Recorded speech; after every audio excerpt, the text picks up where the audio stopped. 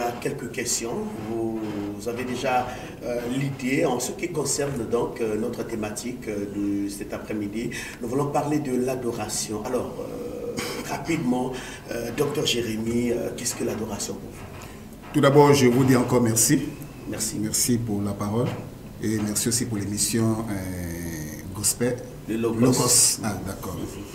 Tout d'abord, l'adoration, dans sa définition la plus simple, une définition simple, c'est rendre un culte à Dieu. C'est ça une définition simple. L'adoration, c'est aussi rendre des honneurs à un être divin. Ça aussi, c'est l'adoration. L'adoration, c'est aussi le respect, la vénération d'un être divin, qui n'est que Dieu seul. Donc, l'adoration, dans un français facile, c'est rendre un culte à Dieu et Dieu seul. C'est ça une définition simple qui peut être trouvée dans tous les dictionnaires. C'est rendre un culte à Dieu seul. C'est pour cela que vous allez remarquer dans la Bible, il y a une fois, Satan pouvait dire à Jésus que si tu me prosternes et tu m'adores, Jésus pouvait lui répondre, tu n'adoreras que le Seigneur ton Dieu et tu le serviras lui seul. Donc l'adoration est liée avec un service. Donc on adore que Dieu et on ne sert que Dieu. Docteur Jérémy, pourquoi devons-nous adorer Dieu? Est-ce que Dieu a besoin de l'adoration de ses enfants? Il est déjà Dieu. Pourquoi il a besoin des hommages, des honneurs, d'un culte? Il est déjà Dieu, pourtant. C'est vrai que ça étonne certaines personnes. Mais nous adorons Dieu pour ce qu'il est. Mais nous louons Dieu pour ce qu'il a fait pour nous. L'adoration, c'est pour ce qu'il est. Nous adorons Dieu pour ce qu'il est. Il est Dieu, il est créateur, il est juge. Il est tout ça. C'est pour cela que nous devons l'adorer. Nous devons le louer. Nous devons le vénérer.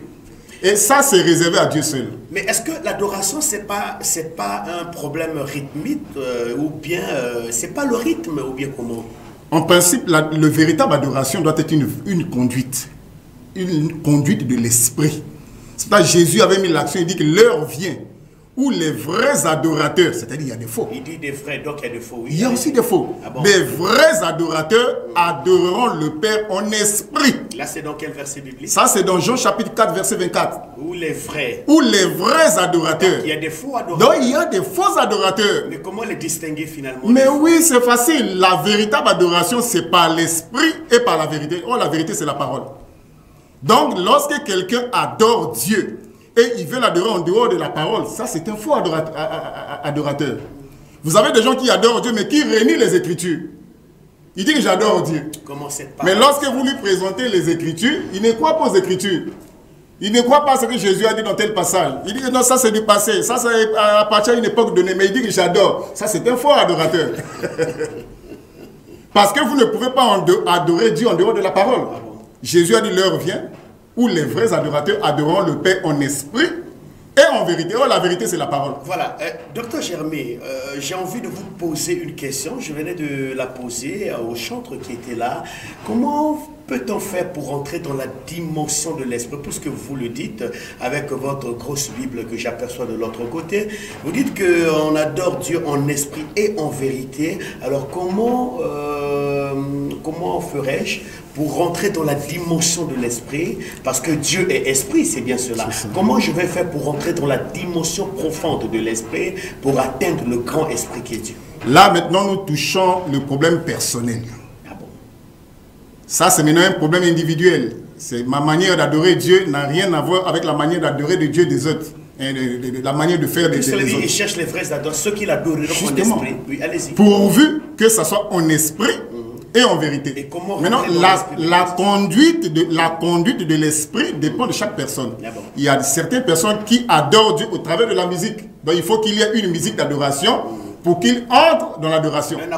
Un accompagnement. Mais il y a certaines personnes qui n'ont pas besoin de la musique. Lorsqu'il est dans sa chambre, seul dans l'intimité avec Dieu, il peut adorer Dieu sans même une musique tout autour. Mais d'autres, c'est avec une musique, ce qui n'est pas mauvais.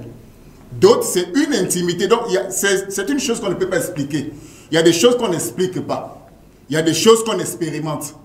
Donc, je suis avec Dieu dans l'intimité, dans ma chambre. Je peux adorer Dieu en esprit et en vérité dans ma chambre. D'ailleurs, Jésus avait mis fin à l'adoration des lieux. Parce qu'à l'époque de la Bible, pour aller adorer, il faut aller à Jérusalem. les Samaritains adoraient dans une montagne qu'on appelait le mont Garizim. Lorsque Jésus est venu, il a mis fin à cette histoire. Il a dit, l'heure vient où les vrais adorateurs adoreront le Père en esprit et en vérité. Donc le lieu d'adoration véritable, c'est en Christ. Donc tu peux adorer Dieu, que ce soit à l'église, que ce soit dans ta chambre, que ce soit dans ta maison, partout tu peux adorer Dieu. Aujourd'hui, il n'y a plus un lieu spécial pour l'adoration. Et donc, comment adorer ce Dieu maintenant? Est-ce qu'il y a des positions? Parce que nous voyons des gens, si la personne ne se mettait pas à genoux, donc elle n'est pas en train d'honorer Dieu, d'adorer Dieu. Est-ce que la meilleure position d'adoration, est-ce qu'il y a une meilleure position d'adoration ou il y a des positions d'adoration? Je vais le lire parce que c'est une écriture, oui. C'est une question biblique. Il faut que la réponse sorte de la Bible. Vraiment, c'est même ça le principe de cette Le émission. en principe, c'est ça. Ici, ce n'est pas la littérature. Non, la question est biblique, oui. La réponse doit être aussi biblique. Tout à fait. Même si nous ne le faisons pas à l'église, mais acceptons au moins les passages bibliques qui expliquent correctement comment l'adoration se passe. Là, oui. Même si on ne fait pas ça.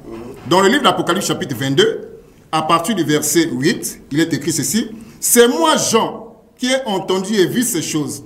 Et quand j'eus entendu et vu, je tombais aux pieds de l'ange qui me les montrait pour l'adorer. Mais il me dit, garde-toi de le faire. Je suis ton compagnon de service et celui de tes frères les prophètes et de ceux qui gardent les paroles de ce livre adorent Dieu. » Lorsque vous lisez des passages de la Bible, vous allez voir que l'adoration était liée avec la prosternation. C'est comme Satan pouvait dire à Jésus, si tu te prosternes et tu m'adores. C'était ça en principe, l'adoration biblique. En principe, c'est ça.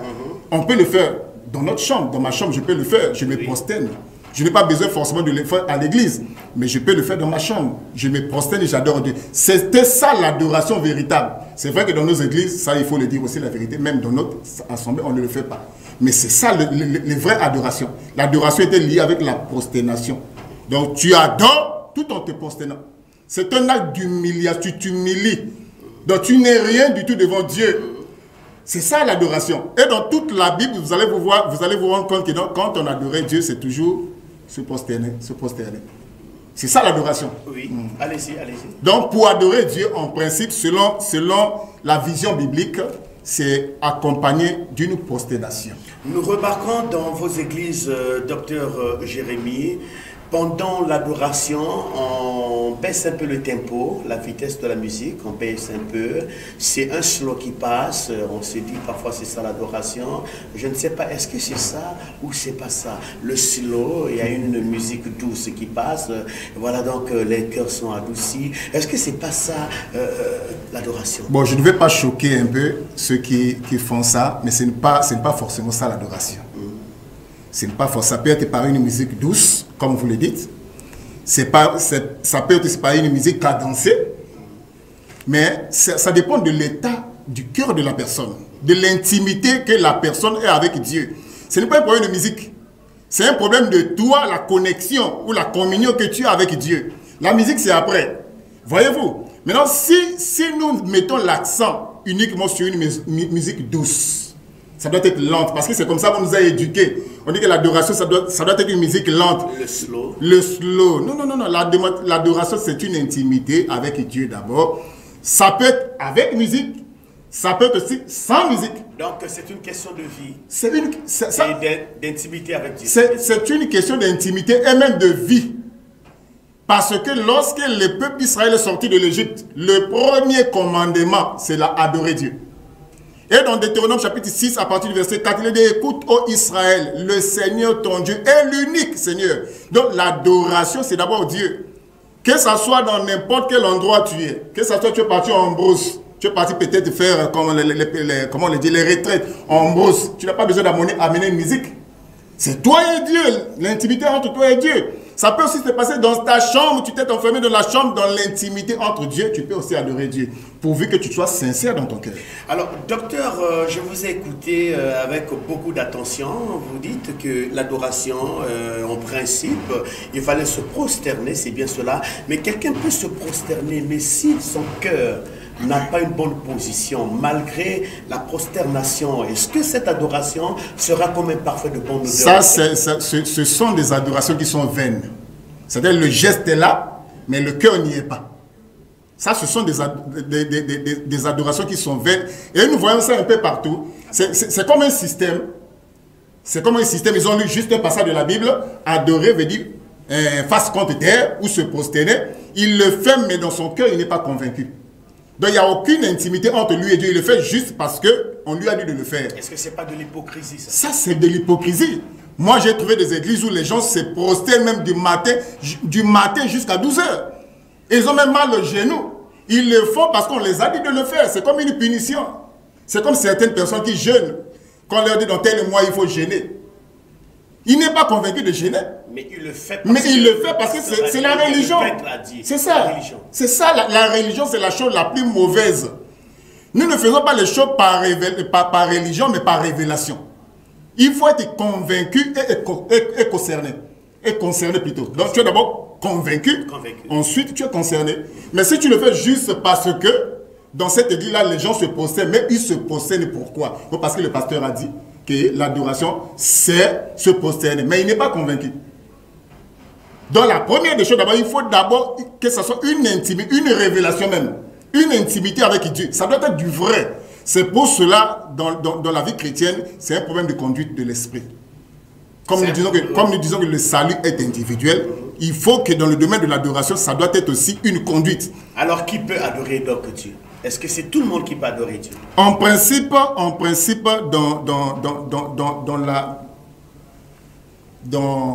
de façon globale, l'adoration devait être à tout le monde. Toute personne qui devait. Ouais. Voyez-vous? Mais avec la chute et la désobéissance de l'homme, nous voyons aujourd'hui beaucoup de tendances. Il y a des gens qui se réveillent qui n'adorent pas Dieu.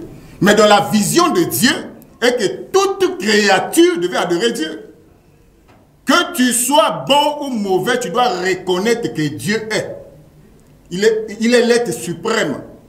Mais aujourd'hui, ce n'est pas le cas. Aujourd'hui, il y a certaines personnes qui ont adoré aujourd'hui, mais d'autres sont restés. Dans les Ghana, ils sont tentés de manger. Voyez-vous? Mais dans la vision de Dieu, c'était que Dieu a créé l'homme pour l'adorer. Ça, c'est dans la vision première de Dieu. Mais aujourd'hui, nous voyons le chaos sur toute la terre aujourd'hui. C'est désolant. Au moment où nous parlons de Dieu, d'autres se moquent de nous. Ah bon? Mais c'est comme ça. Moi, je parle de Dieu, mais à la maison, des gens, mais il n'a rien à faire. Voyez-vous? Donc, Dieu a laissé à l'homme le libre arbitre dans ce domaine. Mais dans la vision de Dieu est que chaque être humain, chaque créature devait adorer Dieu. Que ce soit les plantes, que ce soit les arbres, tout le monde devait adorer Dieu. C'était ça dans la vision de Dieu. Mais aujourd'hui, ce n'est pas le cas. Voilà, merci beaucoup, docteur Jérémie. Vous êtes là pour répondre à notre thématique, j'allais dire, en ce qui concerne donc l'adoration. Voilà, nous sommes pratiquement à la fin de notre émission parce qu'il nous faut respecter le timing. Alors, rapidement, vous venez de suivre un groupe, docteur Jérémie, devant vous. Est-ce que vous avez un mot, un conseil à donner à ces jeunes adorateurs? Je vous suivais de l'autre côté en train de toucher la tête, en train d'acclamer. Est-ce que vous avez un mot à dire à ce groupe rapidement, puisque c'est un groupe des adorateurs aussi? Vraiment que Dieu les bénisse. Je leur demande juste le sérieux dans ce qu'ils font. Qu'ils le fassent pour la gloire de Dieu. Souvent, c'est dans ces groupes-là qu'il y a aussi des petites pagailles, mais qu'ils prennent ça au sérieux. Ils ne font pas ça pour leur propre gloire, ils font ça pour la gloire de Dieu. J'ai écouté même leurs propres chansons. Vraiment, ça c'est même à louer. Parce que lorsqu'on écoute juste la chanson, là, ça parle de l'adoration. Dans l'honneur, oui, ça parle de l'adoration. Donc, ce que je conseille... Donc, ils n'ont pas tapé à côté. Non, non. Parce que dans le texte, il faut vérifier les textes. Ah oui, cela est dit par un docteur de la parole. Oui, il faut vérifier les textes, doivent être bibliques. Parce que nos bouches-là ne chantent que la parole. C'est pour ça que lorsqu'on compose une chanson, on doit vérifier est-ce que la chanson cadre avec les Écritures. Ce que je viens d'écouter, ça cadre vraiment avec les Écritures. Et ce sont des frères à encourager, à soutenir aussi. Je le dis à certaines personnes qui ont peut-être des moyens, qui peuvent aussi soutenir les bien-aimés. Dans ce qu'ils sont en train de faire, c'est une bonne chose. Mais je dis une chose, ce qu'ils sont en train de faire, ils sont en train de rendre un service, ils sont en train de servir Dieu. Ils ne sont pas en train de se servir eux-mêmes. Ils sont en train de servir Dieu. Il y a d'autres personnes qui servent Dieu dans la prédication, d'autres servent Dieu dans les chansons, d'autres servent Dieu aussi d'une certaine manière. Voyez-vous, il y a aussi des donateurs, ceux qui soutiennent les Joseph d'Arimathée. C'est aussi des gens qui servent Dieu. Donc ma prière et mon soutien est que Dieu puisse soutenir ce groupe, qu'ils mettent le sérieux dans ce qu'ils font. Merci beaucoup, docteur Gerbi. Un dernier mot en 1 minute. Nous sommes arrivés à la fin. Juste 1 minute. En une minute, dans les jours à venir, si le Seigneur le permet, je vais tenir des émissions sur ce plateau qui aura pour thème la mission de l'Église de Jésus-Christ face à l'islam. Voilà. Ce serait ma prochaine émission sur ce plateau, la mission de l'Église de Jésus-Christ face à l'islam. L'Église a une mission d'évangéliser, mais aussi les musulmans. Est-ce que vous serez prêt aussi d'être en face des musulmans sur ce plateau? Ça, je peux même dire que c'est même ma prière. Ça me ferait plaisir d'avoir même un imam sur ce plateau. Mais je doute fort qu'ils viendront parce qu'ils me connaissent. Merci beaucoup, docteur Jérémy. Donc, nous recevions le docteur Jérémy sur ce plateau. Il est venu nous éclairer sur la thématique de l'adoration, mais avant lui, c'était God Worshipper, c'est le groupe qui était là. Ils ont fait montre de ce qu'ils sont, donc ces adorateurs. Et vous avez écouté donc leur propre cantique aussi. Si vous voulez les appeler, c'est au 06 974 20 51. 06 974 20 51. En tout cas, vous serez en direct avec l'un des responsables de ce groupe, God Worshipper. Et aussi, merci au docteur Jérémy, en tout cas, d'avoir disposé de votre temps pour pouvoir nous apporter cet éclairage. Nous vous rappelons que la porte de cette grande émission de Logos, elle est ouverte à tout moment, que vous avez le temps passé. Je me prépare en conséquence pour une grande émission sur ce. Merci beaucoup, merci. Je crois que les téléspectateurs ont compris. Je crois que le docteur Jérémy ne va pas faire comme les bergers Lévi qui nous ont promis sur ce même plateau, nous ramener les images de leur culte, leur événement au sein de l'église, dédicace de temple et que sais-je encore, mais malheureusement, ils n'ont pas respecté leur engagement. Ça, c'est un danger de votre côté. En principe, je ne dis pas ça pour les diaboliser, mais ce sont des gens à ne pas... Quand vous faites une promesse devant les téléspectateurs, il faut les réaliser. Donc, nous comptons sur votre promesse. Au moins, vous n'allez pas nous mettre dans... Oui, je me prépare pour ça. C'est ce que le Seigneur m'a mis à cœur, de faire des émissions, au moins 2 ou 3 émissions, pour encourager les croyants, les hommes de Dieu à apporter l'évangile parmi les musulmans. Merci beaucoup. Merci, chers téléspectateurs. Donc, la rediffusion de cette émission est pour le mardi, 18h pile. Et merci de votre fidélité à nos programmes de Télé Congo Pointe-Noire. C'est votre émission. Vous pouvez nous appeler à ce numéro qui affiche au bas de votre petit écran si vous voulez un passage, si vous voulez apporter aussi votre idéologie. C'est votre émission. L'émission est ouverte. La porte de cette émission est ouverte à tout le monde, à toutes les religions, à toutes les églises. Amen. Et surtout, prenez bien soin de vous. À nous revoir le dimanche prochain. Merci. Vous pouvez suivre intégralement cette émission dans notre chaîne YouTube. Mettez Bartel TV Logos. C'est même mieux de vous abonner à notre chaîne pour que vous ayez des nouveautés à tout moment. Bartel TV Logos, c'est notre chaîne YouTube. Vous suivrez toutes les émissions déjà réalisées sur ce plateau de l'émission Le Logos. Merci à Nathan, de l'autre côté de la réalisation. Et vraiment, le dimanche prochain, fidèle au poste. Merci, à très vite. Tuliye binguni yetu yetu amina baba yetu yetu liye funjina lako weli tukuzwe baba yetu liye binguni yetu yetu amina baba yetu liye funjina lako weli tukuzwe utupelio chakula chetu tunachohitaji utusamehe makosa yetu kumana setuna hoa sembe wale yotukasea yusutuyo katika majaribu lakini utokowe na yule